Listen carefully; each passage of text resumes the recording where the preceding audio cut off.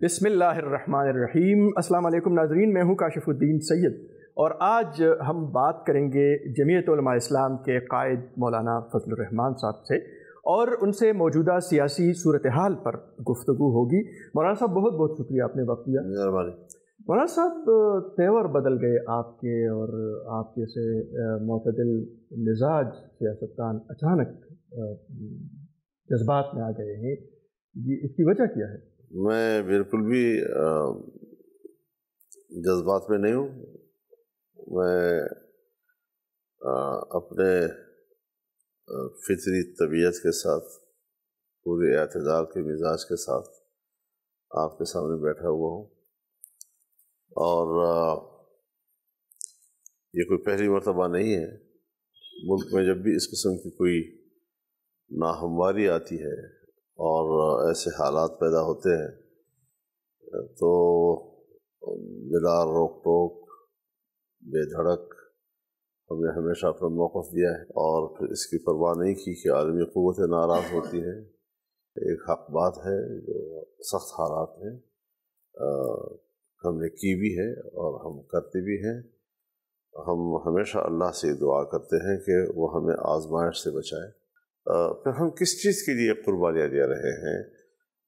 एक मजहबी जमात होने के नाते, एक कौमी जमात होने के नाते हमने रोज़ अव्वल से पाकिस्तान की खिदमत की है, पाकिस्तान के इस्तेहकाम के लिए काम किया है, पार्लियामेंट का हिस्सा रहे हैं।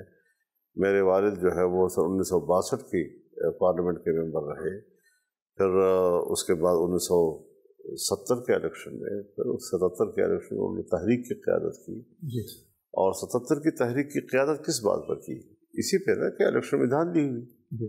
हम उस वक्त तालिब इल्म थे और वहाँ से हमारे अंदर जैसे हमारी गुट्टी में ये बात आई है कि जो चीज़ भी हो वो हकीकत की बुनियाद पर हो, धोखे की बुनियाद पर ना हो, नुमाइश की बुनियाद पर ना हो। यहाँ इलेक्शन भी होते हैं और लोगों की तवानाइयाँ भी उस पर सर्फ होती हैं, उम्मीदवारों की तवानाइयाँ भी उस पर सर्फ होती हैं, दुश्मनियाँ भी हो जाती है, पैसा भी बेलाख खर्च हो जाता है और तमाम तर कुछ के बावजूद आवाम की राय भी सामने होती है, आवाम का रिस्पांस भी सामने होता है और इसके बावजूद जो नताइज आते हैं तो नताइज फिर कुछ लोग कमरे के अंदर बैठ कर तय कर लेते हैं। ये सिचुएशन हमें काबिल कबूल नहीं है, सीधी बात है। और इस हवाले से फिर ऐसा भी नहीं कि हमने कोई उजरत से फैसला किया। इलेक्शन के बाद लोगों का इंतज़ार था, मेरे ऊपर भी दबाव था कि आप क्यों खामोश हैं, आप क्यों खामोश हैं, लेकिन मैंने कहा नहीं, मैं अपनी पार्टी की राय लूँगा, उसके बाद फिर तय करेंगे। चुनांचे हमने अपनी मरकज़ी मजलिस आमला का इजलास बुलाया, 2 रोज़ तक ये इजलास जारी रहा और तब जाकर फिर हमने ये मौक़िफ़ दिया कि हम इंतखाबी नताइज को मुस्तरद करते हैं। तो वो मौक़िफ़ हमने आवाम के सामने रखा है और ये एक उसूली मौक़िफ़ है जिस पर हम कायम हैं इंशाअल्लाह अज़ीज़ और आगे भी बढ़ेंगे इंशाअल्लाह। मौलाना साहब, तासुर ये उभरा कि एक तो कुछ हलकों में या कुछ सूबों में तहरीक इंसाफ को मैंडेट दिया गया और कहीं पर मुस्लिम लीग नून को भी दिया गया, पीपल्स पार्टी को भी दिया गया, उस पर भी आप मुतरद हैं? मेरा सवाल है मुस्लिम लीग से और पीपल्स पार्टी से, हमारे दोस्त हैं कि यही मैंडेट इस इलेक्शन में उनको मिला है, चंद सीटों के ऊपर नीचे उसको छोड़ दीजिए। 2018 में यही मैंडेट था उनके पास। यही लार्जेस्ट पार्टी जो है पंजाब में मुस्लिम लीग नून थी, यही बड़ी पार्टी जो है वो सिंध में पीपल्स पार्टी थी और उस वक्त उन्होंने कहा कि धांधली हुई। यही सवाल पीटीआई से है कि तकरीबन वही मैंडेट अब भी है उनके पास और कुछ सीटों के ऊपर नीचे के साथ साथ। जब उनकी हुकूमत बन रही थी तो धांधली नहीं थी, अब धांधली कैसे हो गई है? लेकिन जमीयत उलमा अपने स्टांस पे खड़ी है। हमने उस वक्त भी कहा था कि धांधली हुई है, हम आज भी कहते हैं कि धांधली। ये कोई ऐसी चीज़ें नहीं है कि इलेक्शनों के हवाले से हमसे छुपी रहती है। मैं खुद 1988 से पार्लियामेंट में आया हूँ, उस वक्त से इंतखाबात देख रहा हूँ। हमने वो इलेक्शन भी किए हैं जिसमें हम जीते हैं, तब भी कोई सवाल धांधली का नहीं हुआ। हम हारे हैं, तब भी ये सवाल नहीं हुआ कि हम हारे हैं। لیکن جب دھاندلی کا شکایت آئی ہے تو پھر ہم نے ضرور کہا ہے کہ نہیں غلط ہوا ہے جی۔ ہمارے رد عمل میں ہمیں یہ بھی دیکھنا ہوتا ہے جی کہ عوام کا رسپانس کیا ہوگا، ہمارے پاس کتنی قوت ہوگی کہ ہم اس کو چیلنج کر سکیں۔ الحمدللہ ہم نے پچھلے 2018 کے الیکشن کے بعد صورتحال کو سنبھالا۔ مجھے افسوس اس بات پر آتا ہے اور مشکل میرے نزدیک یہ ہے کہ یہ دوسرا الیکشن ہے جو متنازع ہو گیا ہے جی، اور 2 دفعہ اگر الیکشن متنازع ہوں گے تو پھر پاکستان میں جمہوریت کا کیا بنے گا، پارلیمانی سسٹم کا کیا بنے گا، اس نظام کا کیا بنے گا۔ پھر سوال یہ ہے مولانا صاحب کہ اگر جتوایا گیا ہے تو کس کو جتوانے کے لیے، اگر دھاندلی ہوئی ہے یا نتائج تبدیل کیے گئے ہیں تو پھر یہ کس کے لیے؟ یہ ہوتا یہ ہے جی کہ اس میں اگر آپ سے بات کروں، پتہ نہیں ایک بعض دفعہ ہم جذباتی نہیں ہوتے جی، وہ ماحول میں پبلک کے دماغوں میں ایک تصویر ڈال دی جاتی ہے اور گھسا دی جاتی ہے اور لوگ پھر اسی تصویر کے اندر گھومتے رہتے ہیں۔ جو جن سے امید ہوتی ہے ان کو لایا جاتا ہے جی۔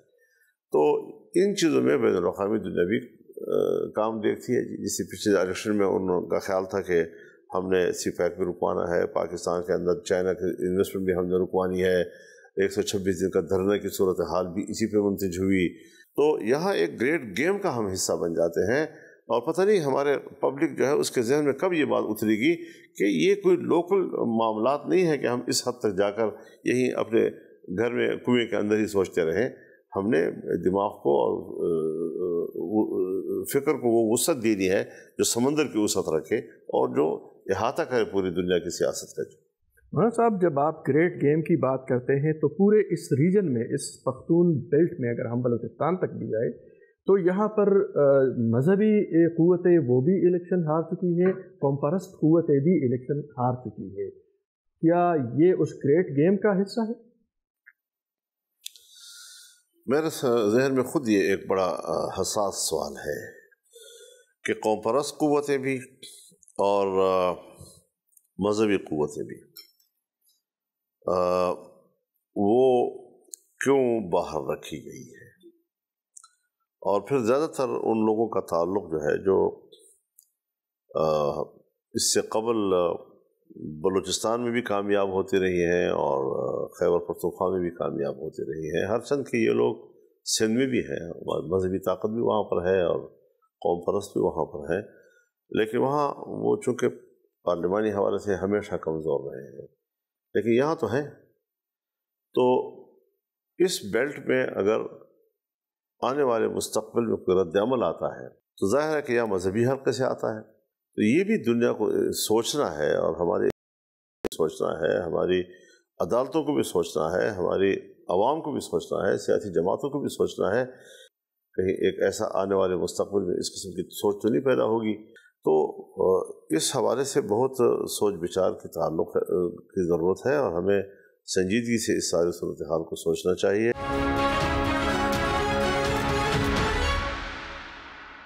مولانا صاحب، الیکشن سے پہلے بھی آپ کے بیانات بلکہ مطالبات تھے، ایک تو لیول پلینگ فیلڈ کے حوالے سے، سیکیورٹی کے حوالے سے، موسم کا حوالہ بھی آپ نے دیا تھا اور پی ٹی آئی بھی یہی مطالبہ کر رہی تھی، تو کوئی مطابقت ہے اس میں؟ دیکھیے، میں کسی اور پارٹی کی بات نہیں کرتا، پی ٹی آئی کی اپنی سوچ ہوگی، نہ میں اس کا وکیل ہوں، نہ میرا اس سے کوئی لینا دینا ہے۔ میں نے خود زمینی صورتحال دیکھی اور مجھے پورا ادراک تھا کہ ہم الیکشن کمپین نہیں چلا سکیں گے، اور یہ خطرہ مجھے تھا کہ سیاسی جماعتیں، جمعیت علماء، پی این پی، دوسری جو ہمارے صوبے کے یا پختونخوا کی دوسری خطے کے لوگ ہیں، ہمارے ساتھ شہید ہوتے رہے، شمالی وزیرستان میں ہمارے ساتھ شہید ہوتے رہے ہیں، ٹانک میں شہید ہوتے رہے ہیں، بلوچستان میں ہوتے رہے ہیں۔ تو یہ ساری صورتحال میں ہم چیختے رہے کہ ہم تو ان حالات میں الیکشن نہیں لڑ سکیں گے جی۔ اب ہم یہاں پر پھنس گئے تھے۔ اب ایسی صورتحال میں جب آپ امیدواروں کو پھنسا دیں گے کہ وہ بیچارہ فیلڈ میں ہی نہیں جا سکے جی، تو جو آپ پی ٹی آئی کی بات کرتے ہیں وہ ایک الگ کانسیپٹ کے ساتھ تھا جی کہ ہمارے لوگ جیلوں میں ہیں اور ہمارے ساتھ اور سلوک ہے تو اوروں کے ساتھ اور سلوک ہے. ہم تو ان حالات کے تحت مستقل طور پر حقیقت زمینی حقائق کو دنیا کے سامنے رکھنا چاہتے تھے اور ہم نے رکھے ہیں اور وہی ہوا ہمارے ساتھ. یعنی آپ کو میں بتاؤں کہ میرے ضلع میں اور ٹانک میں ایک حلقے پر دوبارہ الیکشن ہو رہے ہیں. تو یہ ساری صورتحال جو ہے یہ ہمارے سامنے رہی ہے اور اس کو آپ لیو پلینگ فیلڈ کا نام دیں, کوئی اور نام دیں, جو بھی نام دیں, تو ہمیں کیوں روکا گیا پبلک سے بات کرنے کے لیے؟ ہمیں کیوں خطرے و خوف میں ڈالا گیا؟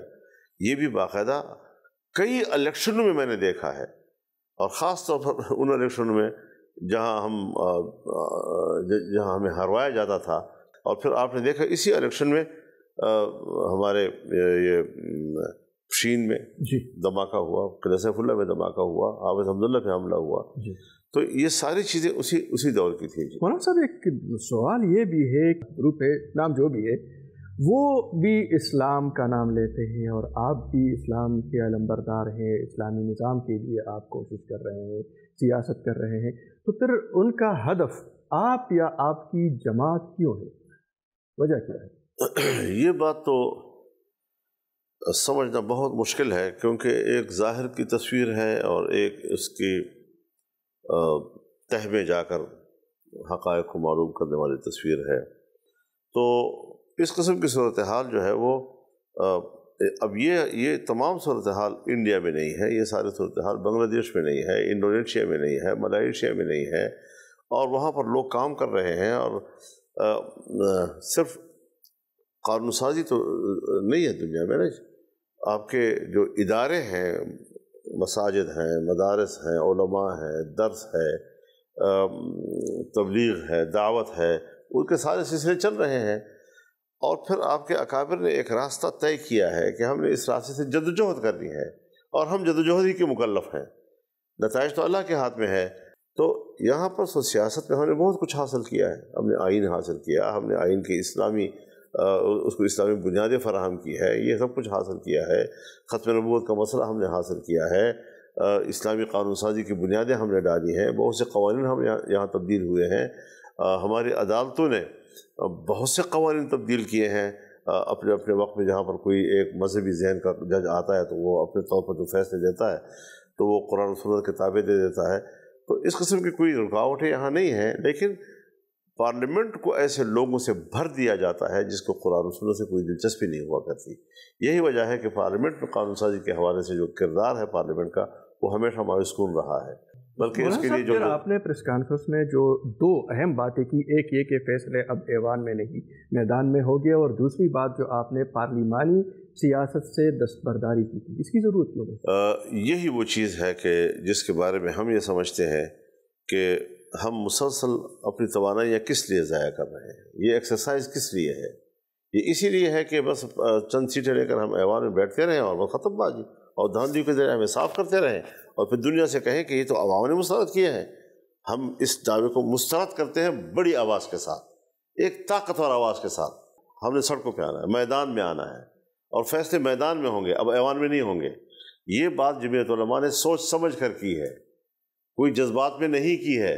ہم پھر بھی پبلک کے سامنے جائیں گے, پبلک کو ساتھ شریک کریں گے, بین الاقوامی مداخلت کا راستہ روکیں گے, اور ایک شفاف انتخابات کے ماحول کو ہم دوبارہ بحال کرنے کی طرف جائیں گے. یہ ایک سنجیدہ فیصلہ ہے, جذباتی نہیں ہے یہ کسی قیمت پر. یہ تصادم کا راستہ نہیں ہے, تصادم ہی سے تو ترقی آئے گی.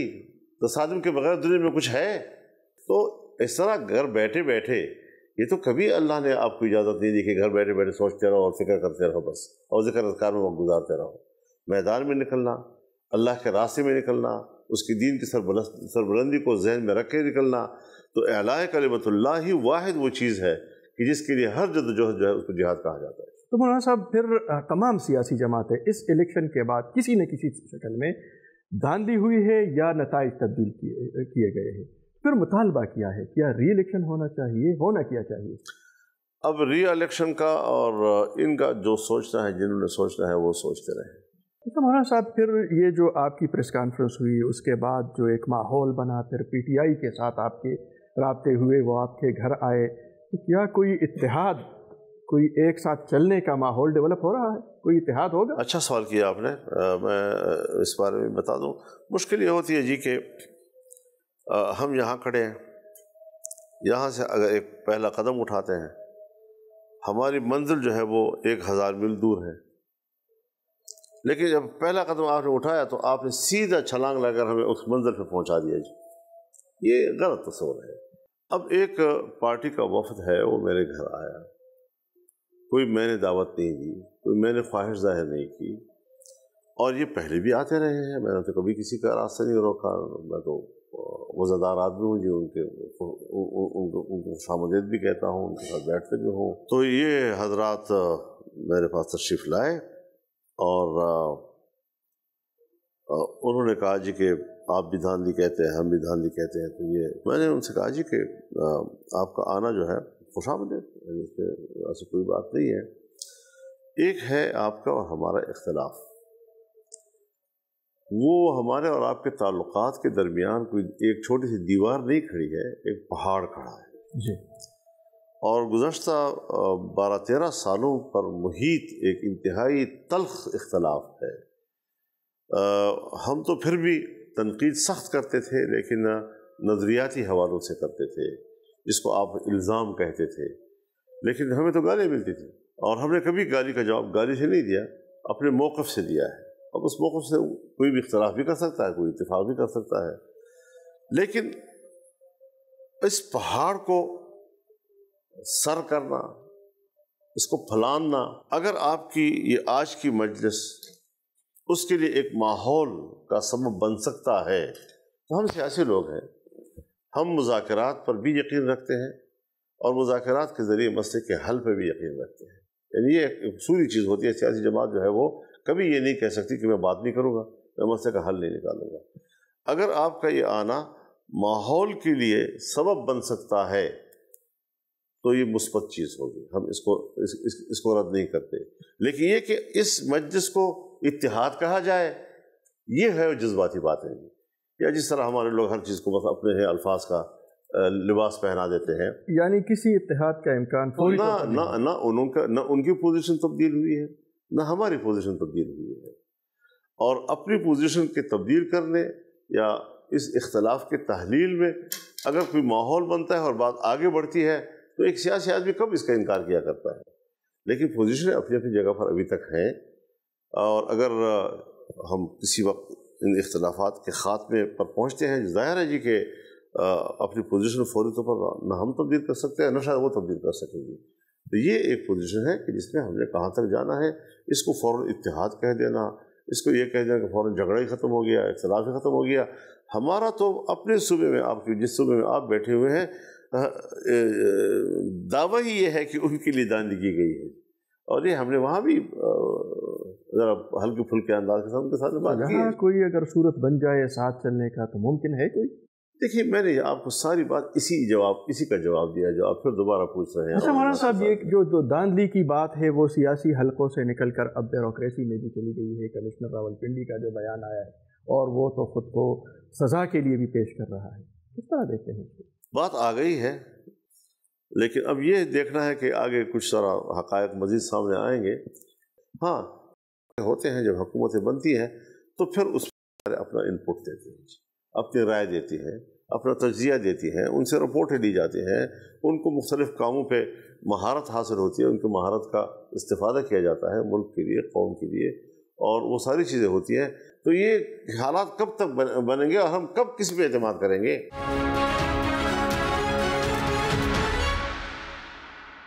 کمشنر صاحب کے اس اعتراف کو، ان باتوں کو آپ کتنی وقت دیتے ہیں؟ میرے لیے پہلی خبر ہے، میں یہ اتنا زیادہ تیز ایک دم رد عمل نہیں لیا کرتا، تھوڑا انتظار بھی کروں گا کہ مزید کیا معلومات سامنے آ رہی ہیں، مزید کیا حقائق سامنے آ رہے ہیں۔ اچھا مولانا صاحب، ذرا واپس چلتے ہیں۔ سیکیورٹی کی بات ہوئی تو اس سے پہلے آپ نے ایک کوشش کی، آپ وفد لے کر گئے افغانستان، وہاں کے حکام سے باتیں ہوئی، تو پھر وہاں سے بھی آپ بہت کچھ لے کر آئے ہوں گے، تو یہاں پر ملاقات ہوئی، کیا اس کا کوئی نتیجہ نکلا ہے؟ وہ مسئلہ بھی بالکل ایسا ہی ہے جیسے میں نے پہلے آپ کو جواب دیا۔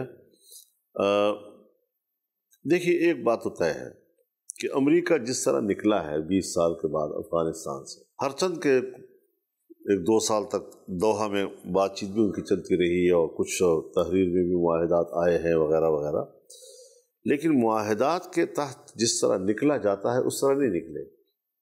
बिल्कुल हालत है जंग में निकले हैं और शहरों को छोड़ दिया, और उस हालत में जो है अमारत इस्लामिया के लोग शहरों में आए और कंट्रोल संभाल लिए, और जो थे वो फरार हो गए, भाग गए। लेकिन अमारत इस्लामिया ने कहा कि आम माफ़ी, कोई भी अब जाने की ज़रूरत है, सबको एहतराम दिया जाएगा। लेकिन जो लोग जाना था उन्हें चले गए, अवाम में भी चले गए लोग। तो ये सारी चीज़ें जब हुई तो इससे हमने ये नतीजा अख़ज़ किया कि अमेरिका की नीयत अब भी अफ़गानिस्तान और अमारत इस्लामिया के लिए अच्छी नहीं है, और वो नहीं चाहेंगे कि अमारत इस्लामिया मुस्तहकम हो। यहाँ ये हुआ कि पाकिस्तान में कुछ वाक़यात हो गए, और उन वाक़यात में कुछ जो लोग पकड़े गए या मारे गए तो अफ़गान नेशनल लोग भी थे, नौजवान, जिससे यहाँ शिकायतें पैदा हो गई कि भाई ये तो मुआहदा ये है कि हमारी सरज़मीन किसी के ख़िलाफ़ इस्तेमाल नहीं होगी, और देखो ये तो फलां पकड़ा गया तो फलां पकड़ा गया। जब हमें इसका थोड़ा सा इदराक हुआ कि तो हालात तो वाकई बदमज़गी की तरफ जा रहे हैं, और अफ़गानिस्तान का इस्तिक़लाल पाकिस्तान की ज़रूरत है, जबकि पाकिस्तान का इस्तेहकाम और इस्तिक़लाल वो अफ़गानिस्तान की ज़रूरत है। दो बिरादर इस्लामी मुल्क जो है वो आपस में एक बेहतर ताल्लुक़ात की तरफ आगे जाए, वो इसी अमारत इस्लामिया की सूरत में मुमकिन थी। जब इसमें हमने ख़तरा देखा तो हमने अपनी खिदमत पेश की कि हम इसमें किरदार अदा करना चाहते हैं। चुनांचे जब मैंने अफ़गानिस्तान से रब्ता किया तो उन्होंने मुझे दावत दे दी, बाकायदा तहरीरी दावत भेजी। फिर मैंने अपनी वज़ारत ख़ारजा से बात की और अपने मुल्क के जो इदारों से रब्ता किया, उन्होंने भी इनको सराहा और कहा कि ठीक है, मुनासिब बात है। चुनांचे मैं वहाँ गया और वहाँ से मैं बहुत अच्छा पैगाम लेकर आया, बहुत अच्छी बातें वहाँ से हुई, और मैंने सारी यहाँ पर रिपोर्ट की, और इन्होंने भी सराहा इनको कि आप बहुत बेहतर अंदाज के साथ गए हैं और बहुत अच्छा आप अचीव करके आए हैं। सो वो जो कामयाबी हम लेकर आए थे, तो अब ज़ाहिर है जी कि फजल रहमान अपनी ज़ात में तो कोई चीज़ नहीं है, तो फजल रहमान है एक अकेला। लेकिन अगर कोई जमाती क़ुव्वत है, कोई जमात का किरदार है, तो वो एक सियासी किरदार होता है। आज हमारे पार्लिमानी क़ुव्वत को और हमारी सियासी हैसियत को ऐसी गज़न पहुँचाई गई, इस तरह उसकी कमर तोड़ी गई कि हम पाकिस्तान की इतनी बड़ी खिदमत का फ़र्ज़ भी अब शायद अदा न कर सकें। आज भी कितने यूरोपियन ममालिक बशमूल अमेरिका के फ़ौजी जो है वो इसराइल में उतर कर इसराइल का दिफा कर रहे हैं और फ़िलिस्तीन के ख़िलाफ़ लड़ रहे हैं। उस जंग में भी हमने जुर्रत की और हमने हमास के और फ़िलिस्तीन की मौक़िफ़ की हिमायत की, सो वो भी उनकी नज़र में हमारा जुर्म ठहरा जी। अब बैनुल-अक़वामी सतह पर फ़िलिस्तीन के हवाले से जमीयत का मौक़िफ़ हो या अमारत इस्लामिया के हवाले से जमीयत का किरदार हो, दोनों उनकी नज़र में जुर्म है, तो ज़ाहिर है उस जुर्म की सज़ा मिलेगी और मिल रही है और ये दे दी गई। आपने बात की थी कि 9 मई का बयानिया दफन हो गया, इसका क्या मतलब? अगर ये लोग समझते हैं 9 मई का जो बाग़ियाना किरदार था उस रोज़ का, वो तो आज भी यहाँ पर अब हुकूमतें बनाने का सोच रहे हैं। जी बिल्कुल, यही कि वो तो, और उन पर मुकदमात भी हैं, और बगावत के मुकदमात के बावजूद सरकारी अफसरों के बीच में खड़े हैं, पुलिस अफसरों के बीच में खड़े हैं, मुकदमे उनके ऊपर हैं, रूपोश रहे हैं, ज़मानतें नहीं हुई हैं उनकी, और अभी तक जो है वो हुकूमत बनाने के दे रहे हैं और खैर खैरियत है। ये क्या चीज़ है फिर? इसको सोचना है इन्होंने। मैं किसी का दुश्मन नहीं हूँ, मैं पाकिस्तान का इंतहाई मजबूत किस्म का वफादार और खिदमत गुजार हूँ। मैंने नवाज शरीफ को दावत दी है कि हुकूमत लेना आपके फ़ायदे में नहीं जा रहा है। अच्छा, ये आपका मशवरा है? मैंने मशवरा है, मैंने पब्लिकली दिया है, मैं आपसे बात कर रहा हूँ। मैंने नवाज शरीफ साहब को घर में कहा कि ये अब जो हुकूमत आप दे रहे हैं ये कत्तान आपके फ़ायदे में नहीं जाएगा, ये और तबाही करेगा सियासी लिहाज से आपके लिए। तो खुश ना हो इन चीज़ों पर। ये सारी चीज़ें एक कागज़ी फूल की तरह है जिसमें कोई खुशबू नहीं है। ये रेत की दीवार है, ये गिरेंगे ریت کی دیوار کو آپ سہارا نہ دیں یا آپ نہیں دے سکیں گے جی ان چیزوں کو. یہ میرے مشورے ہیں، خیر خواہی کی بنیاد پر دیے ہیں میں نے، اور میں آج بھی دے رہا ہوں. کیا ضرورت تھی کہ مسلم لیگ کا آدمی آ کر میرے خلاف پریس کانفرنس کرتا ہے؟ پیپلز پارٹی کا آدمی اسی مینڈیٹ کے ساتھ 2018 میں انہوں نے کہا دھان دی ہوئی ہے، اور اسی مینڈیٹ کے ساتھ آج کہتے ہیں کہ الیکشن صحیح ہوئے ہیں. ان کے لوگ بھی پریس کانفرنس کر رہے ہیں میرے خلاف. مجھ پہ کیا اثر پڑتا ہے ان چیزوں کا؟ میں اتنا کمزور اعصاب کا آدمی ہوں کہ ان پریس کانفرنس سے میرے عزائم اور میرے ارادے جو ہیں وہ زمین بوس ہو جائیں گے؟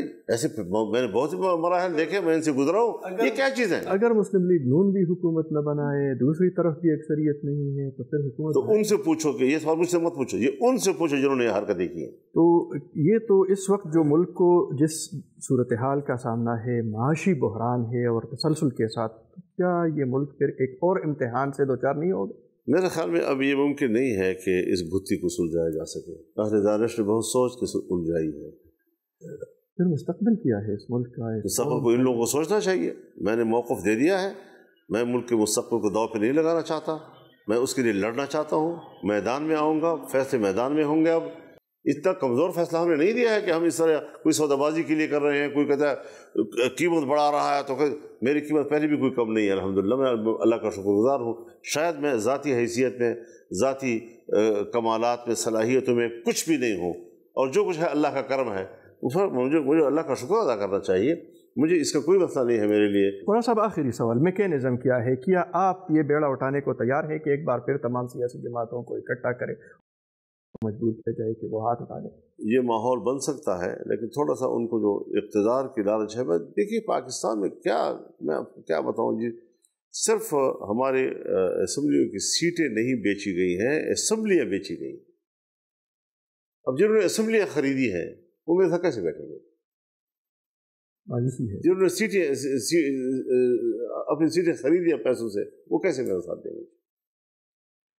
بہت بہت شکریہ مولانا صاحب، یقیناً آپ نے وقت دیا، اور ناظرین آپ نے باتیں سنی مولانا فضل الرحمان صاحب کی، اور انہوں نے اپنا تمام تر موقف سامنے رکھ دیا ہے. اب دیکھتے ہیں کہ آئندہ کے حالات کیا بنتے ہیں. اب اجازت دیجیے، اللہ حافظ.